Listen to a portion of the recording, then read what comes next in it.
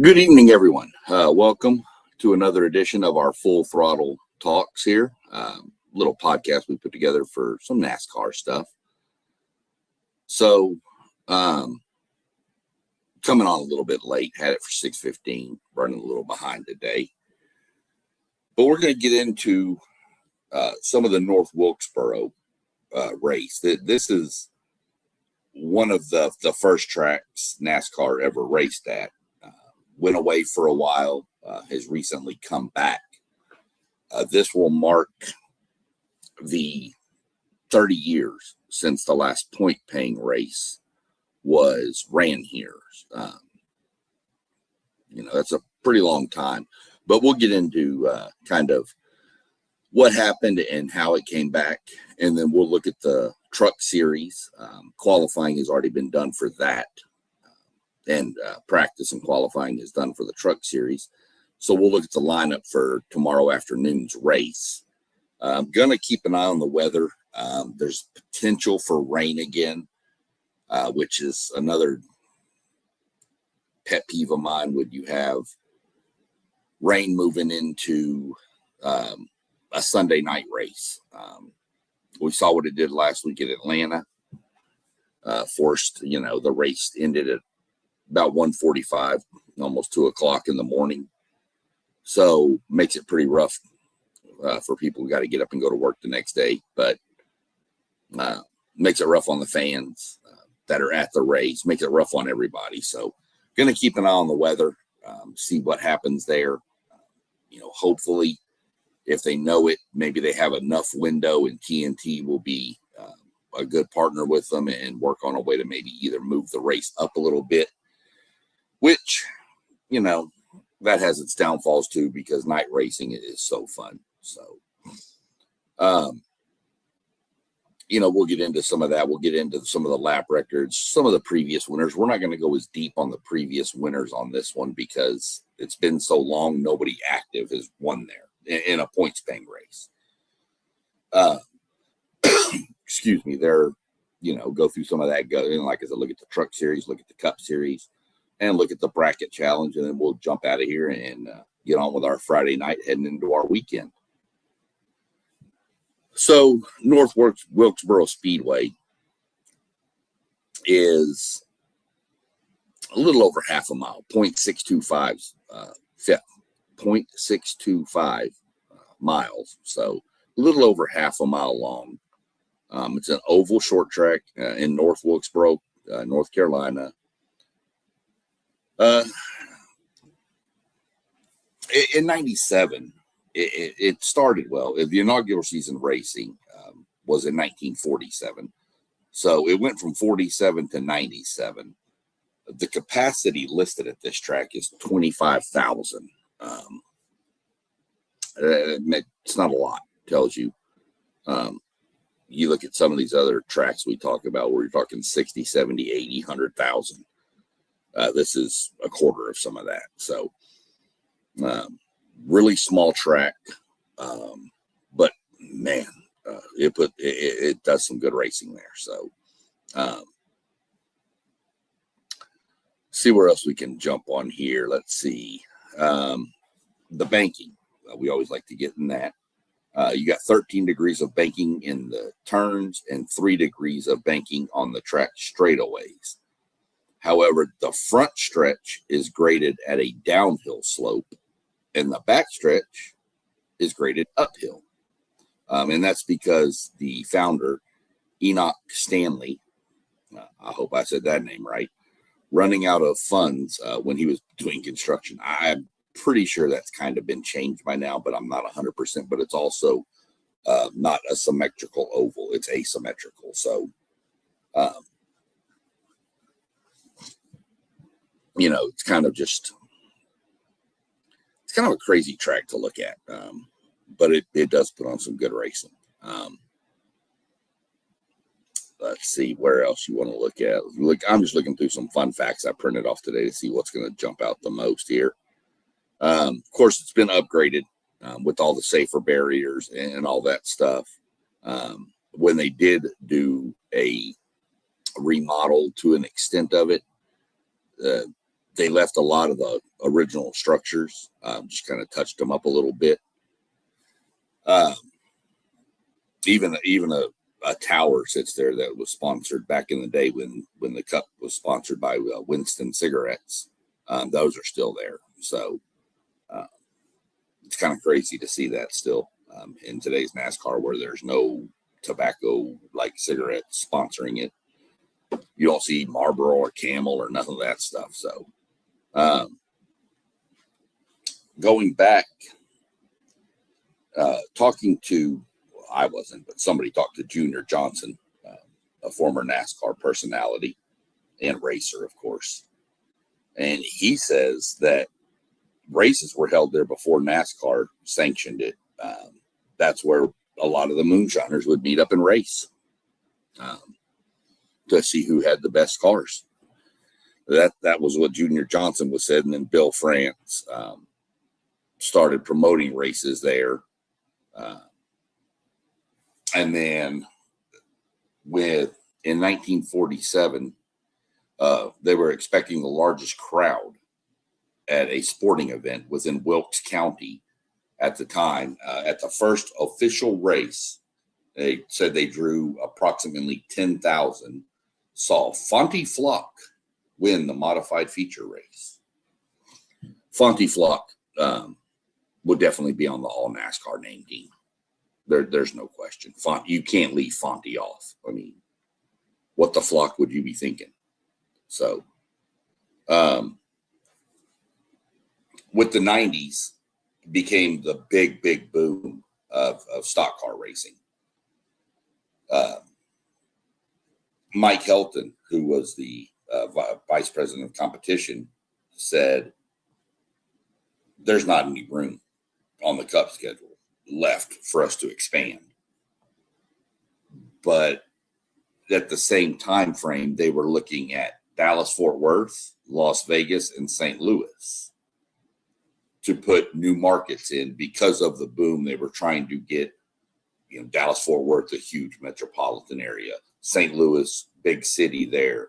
Las Vegas, I mean, it's Vegas. And they started realizing that if they build these tracks, if we can't expand the schedule longer, something's going to have to go. And North Wilkesboro is what went.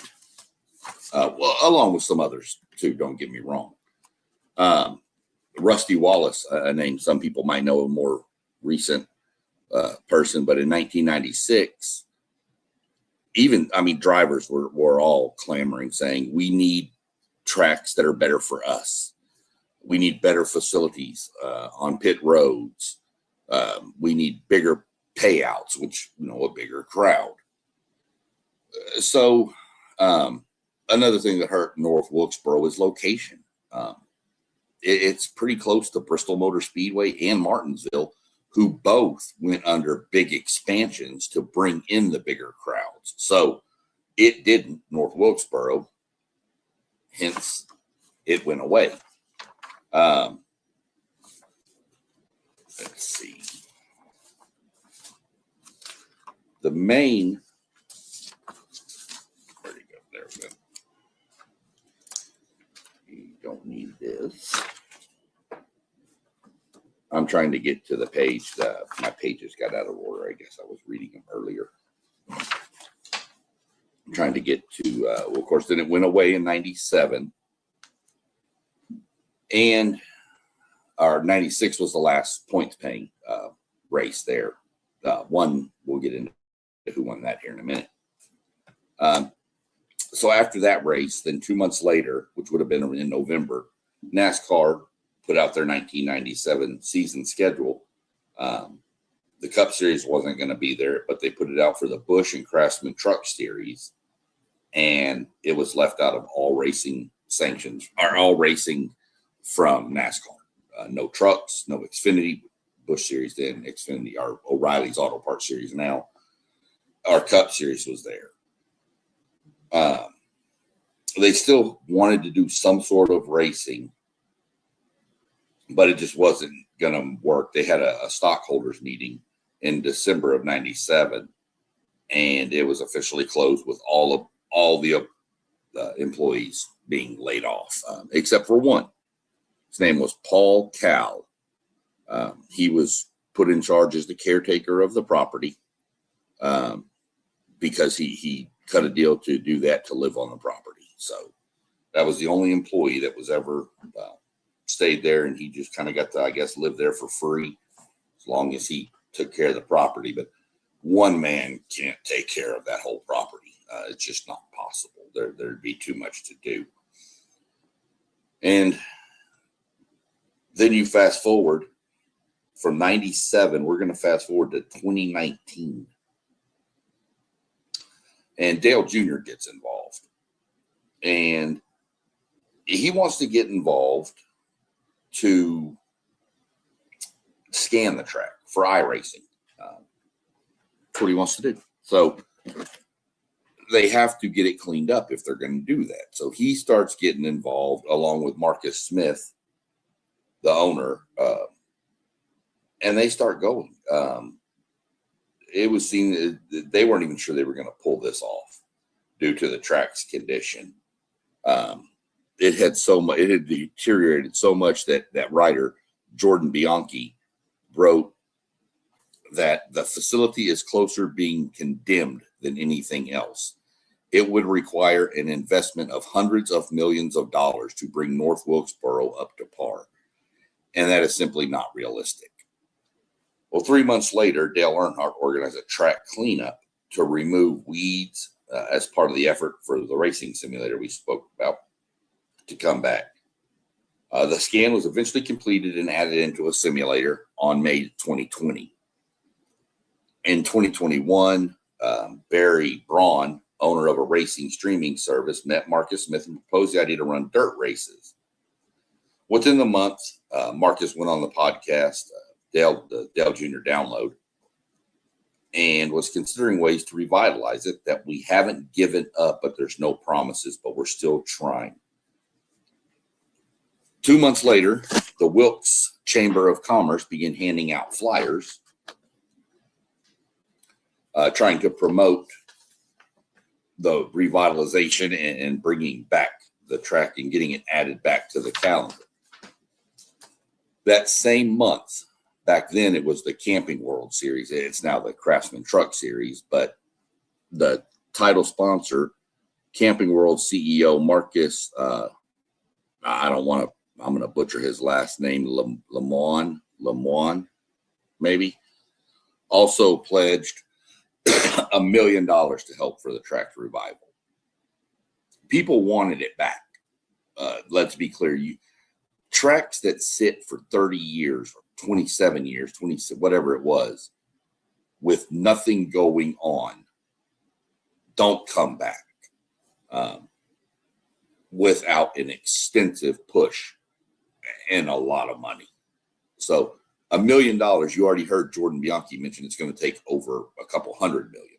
Well, they got one. So that same month, remember, we were dealing with the COVID pandemic in 2020. Roy Cooper, the governor of North Carolina, was trying to figure out if they could get any COVID-19 relief that would give $10 million to the government of Wilkes County to repair the facility. By August, they had increased that to $20 million. A renewed sense of hope started ringing that they might be able to pull this off.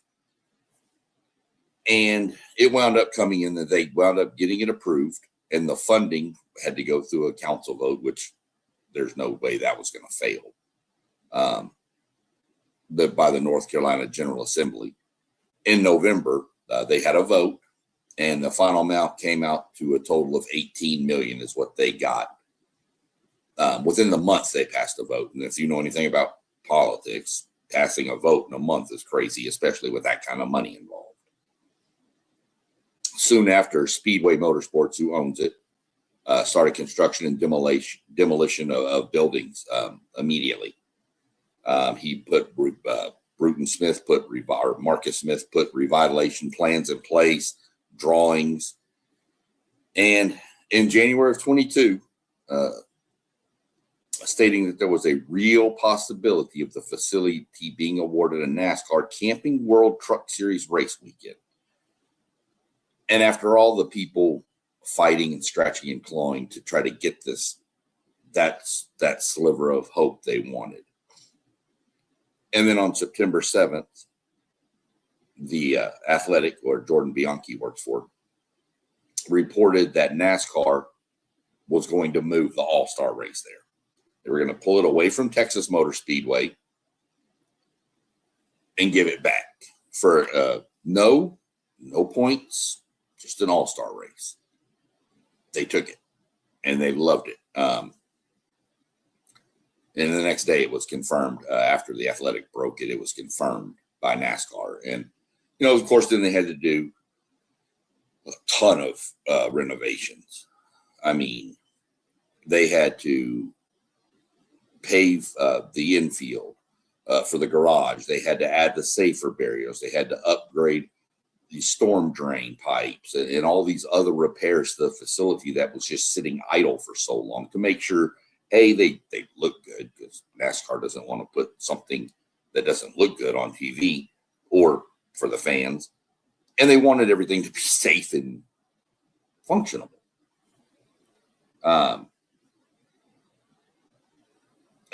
But they wanted to keep the old school look to it too. So,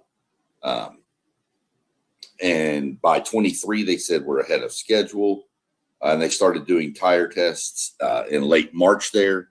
By May, they named a new director of operations, which was Ronald Queen.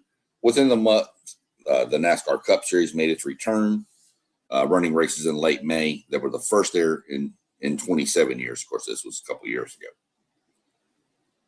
6 months later, the first repave. They repaved the whole track since 81. It was completed. They ran tire tests again that same month. And then in 2024, another loophole. They found a sinkhole that was found beneath the grandstand. People alleged it was a possible moonshine cave that would have been used during the 40s. It's been disputed because people said that place had terrible drainage issues before. So but it makes a kind of good story. If it was a moonshine cave, it would fit. So that's where we sit with this. To put this in perspective a little bit for you, I've got some little stats on it real quick. We've already mentioned that, the side, the length and everything. But the capacity, 25,000. We've got the owners. So it opened in 1947, so it's 79 years old. Let me see. It opened again, and closed and then closed again, and then the construction cost. And I'm going to assume the construction cost is from back in 1947 because it says construction cost $3,000. $3,000 to build a racetrack. Not today. I don't care where you're building it. Not today. So I'm super glad it's back. It is by far one of the best tracks I can remember watching back in the days. But it's just a cool track. I like the older tracks. Your Martinsvilles, these are some of the staples of the NASCAR circuit. So I'm always excited when those come up. That's a little bit of our track info and kind of a little story and history and some of the stuff that went on in the fight and the effort it took to get this track back. We'll jump in and look at some of the lap records. Now, there's not a lot of lap records here because of the time, but obviously because cars back when they were still running there weren't near what they are now. You're talking 30 years of technology upgrades in these cars. 2024 at the All-Star race, Kyle Larson in a Chevrolet set the record for the Cup Series at 18.36 seconds. And in the truck series, 2024, no shock here, Corey Heim set it for the truck series at 18.431 seconds. Really, that's, I mean, you know, there was probably lap records for different series, and you could have probably looked at different eras and found different lap records, but this is just, I go with the most recent data on these lap records. It would be kind of neat. I may try to pull this at one point and go see what the lap speeds were back in the 90s and then what they were in the 80s, and just see the difference in how much faster the cars have gotten. May do that during the off season. We'll jump over and look at past winners. As I said, we're not going to spend a lot of time on past winners because a lot of them are names you know. Richard Petty has 15 wins there. Darrell Waltrip has 10 wins there. And Dale Earnhardt has 5. Those were the top 3. Didn't see the point in going through all of the, you know, other names throughout NASCAR history for 2 wins, 1 win, all that stuff. But we will say 1996 at the last points paying race was won by Jeff Gordon. He was probably excited. He was thinking he probably was the last winner ever at North Wilkesboro. Well, sorry, Jeff. Somebody's going to win this year. Truck series. Like I said, we've already done practice and qualifying. So I won't give you the times for all that because kind of pointless. So let's look at qualifying and let's see who stacks up where here. Let's go to the truck series, go to the lineup. Your pole winner for the trucks was Lane Riggs. Coming in, we did have, before we get through the qualifying results, we did have 4, I believe it was, drivers. Yeah. 4 NASCAR regulars, Cup Series regulars. Chase Elliott is driving the number 7 truck. Christopher Bell is driving the 62. Shane Van Gisbergen is driving the 71 truck. And Carson Hocevar is driving the 77. So they're going to drop down into this race. So when we speak of drivers to watch here in a second, I'm not mentioning them. Just know that they're drivers to watch. So the race is going to be, stages are going to be 70 laps for the first stage, 70 laps for the second stage, and 110 laps for the third stage. That's going to be your breakdown. Pretty quick track, pretty quick race.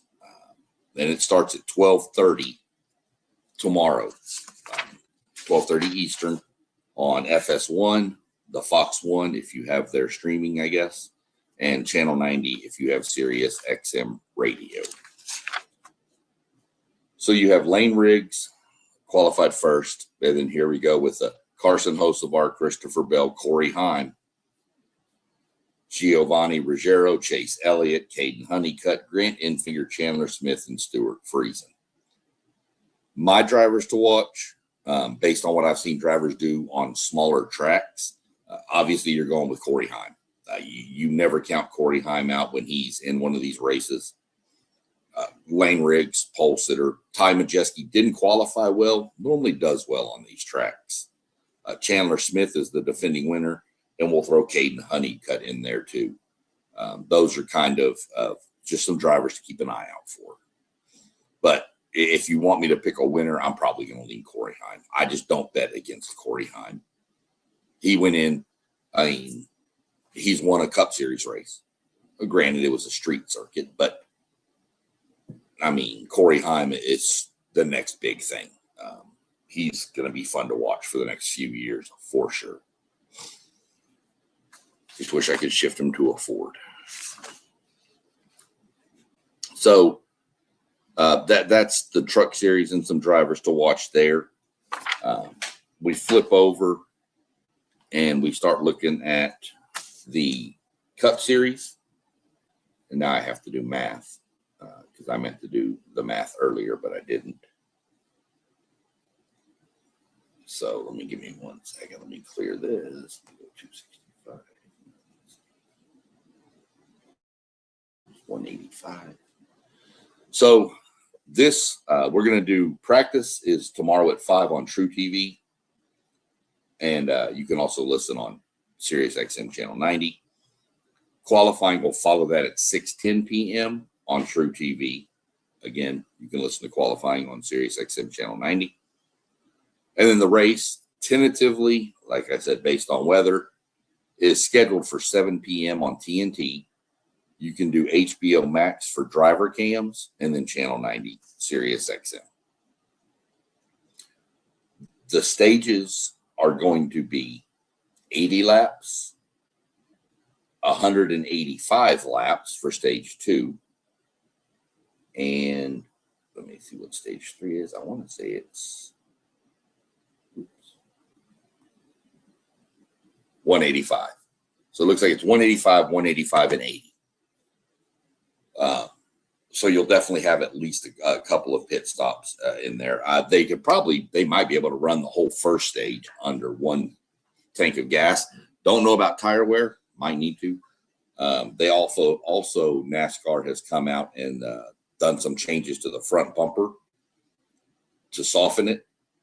So all this pushing and just shoving somebody out of the way, you need to be a little careful, because these cars have been so tough that you could just run into somebody and it doesn't do anything to your car.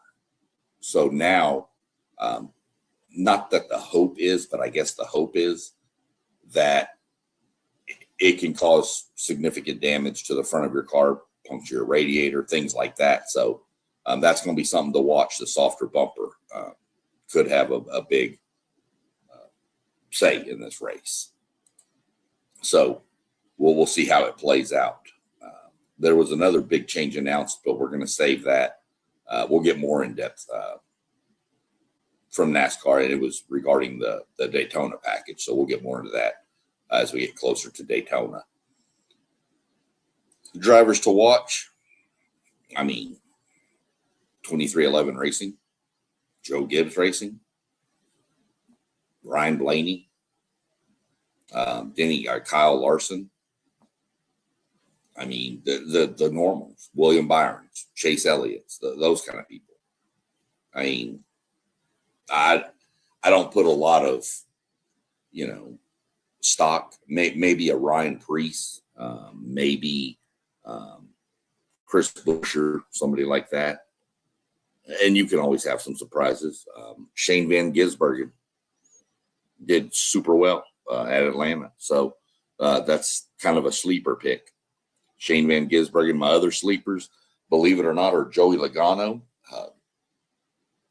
He did really well last week, maybe gaining some traction and some momentum. And my other sleeper is again, because he's won the All-Star Open race, not the All-Star race, but the Open to get into the All-Star race. He won it in 2023. Really good on short tracks. So I'm going to throw Josh Berry in as a sleeper for this week. Maybe if I keep throwing Josh Berry in for a sleeper every week, maybe eventually he'll wake up. One can hope. So those were drivers to watch and some of the sleepers. The big thing going on this weekend, of course, is we're now in the semifinals of our bracket challenge. So we're down to the 4 drivers, and we have 3 you could have expected to be here, and we got 1 who nobody expected to be here. And you got that last year too with Ty Dillon and really Ty Gibbs both. So you got the semifinals coming up. You got the number 3 seed, Ryan Blaney, last week's winner at Echo Park, is taking on the number 10 seed, Christopher Bell. Then you have on the other side, the number 4 seed, Chase Elliott, challenging the number 25 seed, Todd Gilliland.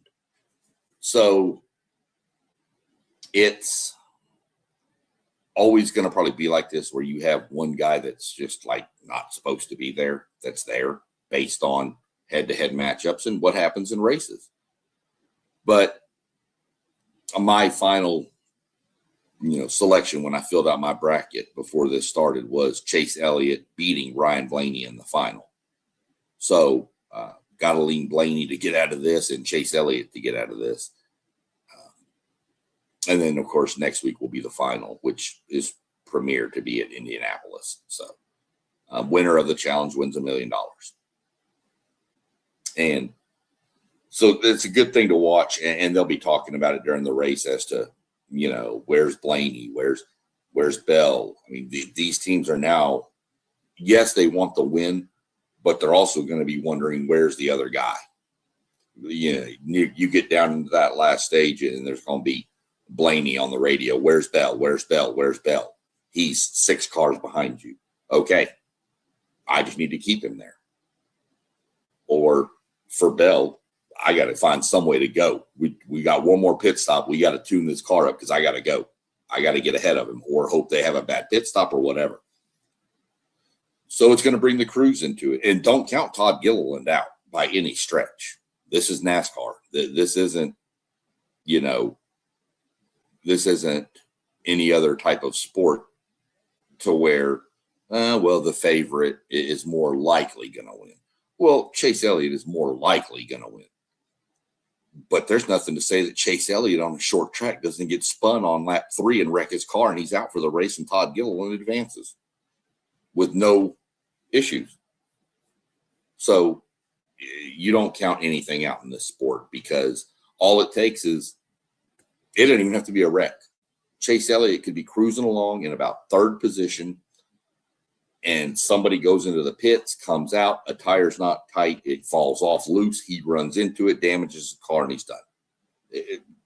Anything, a brake rotor can come off. He could run over it, puncture his radiator.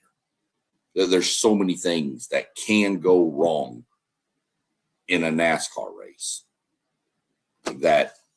that's why it's so difficult to win these things. And I say it's difficult to win, but then people will say, go look at Tyler Reddick and Denny Hamlin. Okay, you win.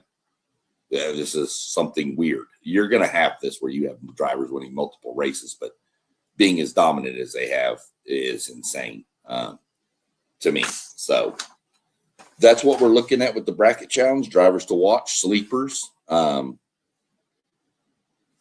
It's going to be a good weekend of racing. Hopefully, Mother Nature will hold off. I really, really hope she holds off because I really would like to see this race.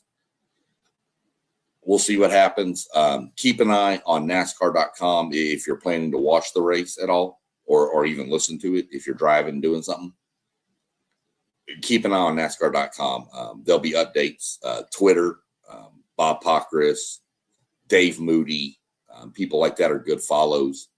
PRN, MRN, Sirius XM Channel 90, following all that stuff. They'll send out updates on what's going on.